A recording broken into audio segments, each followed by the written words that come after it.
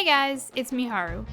While watching videos about the upcoming remaster/remake, I noticed that while most reactions have been positive about the game as a whole, there are a few details here and there that people can't help but nitpick.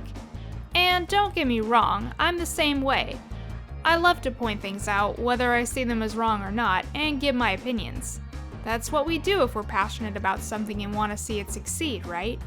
Well, unfortunately, there are some people out there that have already had their experience ruined by these tiny details and are practically boycotting the game because of it.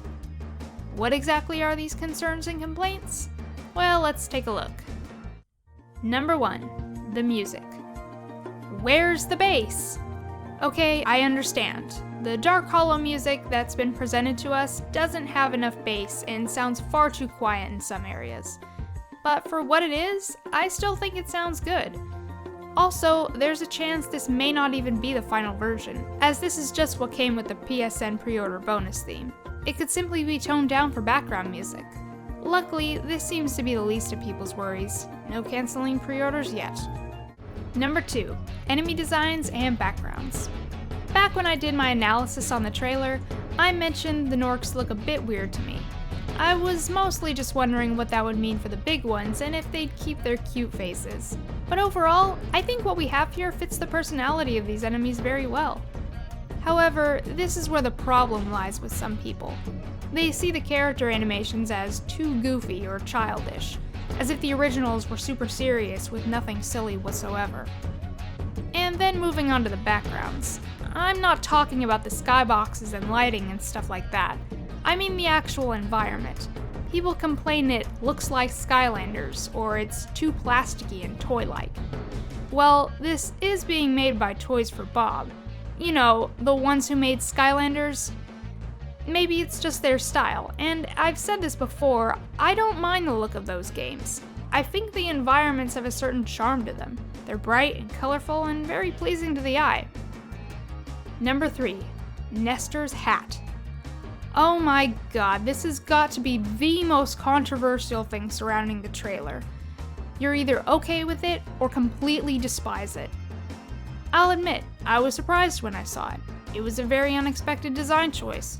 So unexpected, in fact, that it's actually caused some people to say that this alone has ruined the classics. Adding clothes ruined the classics. Seriously, a turban on a dragon? Dragons don't wear clothes, never did. Spyro needs to stay classic, not a fucking Skylanders copy where the characters you use wear stupid hats, but instead of hats they use outfits. They ruined it. Not only is this completely absurd, but the Spyro universe doesn't seem to have a set rule on which characters should and shouldn't wear clothes. Dragons don't, but Norks can. Hunter doesn't, though it's mentioned he has running shoes. Allura only wears a top, and Bianca is fully clothed. I highly doubt it's a matter of copying Skylanders at an attempt to be silly and cartoony. It's about what makes a character design interesting and recognizable. And I don't mind at all if any of the dragons have unique garments.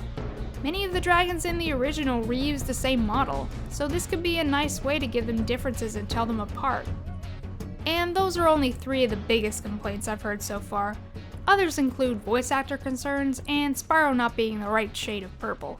Don't get me wrong, it's completely understandable to not accept every little thing right off the bat. Some things might take a little time to get used to. But that's no reason to put down an entire company for ruining the classics because they wanted to add their own special flair to it. Especially when they made it clear that Insomniac's approval was very important to them. Overall, I think Toys for Bob is doing an amazing job at trying to appeal to both old and new fans alike, and that's a huge responsibility. So please, be a bit more open-minded, especially since this is all still early footage and screenshots. That's all for today, but before I go, I wanted to announce that I've officially hit 100 subs. I know that seems like nothing, but to someone who never thought they'd even reach that point, it's a pretty big deal. Expect a special video for this sometime in the future. Thank you all so much for watching my videos and helping this channel grow. Until next time, this is Miharu signing off.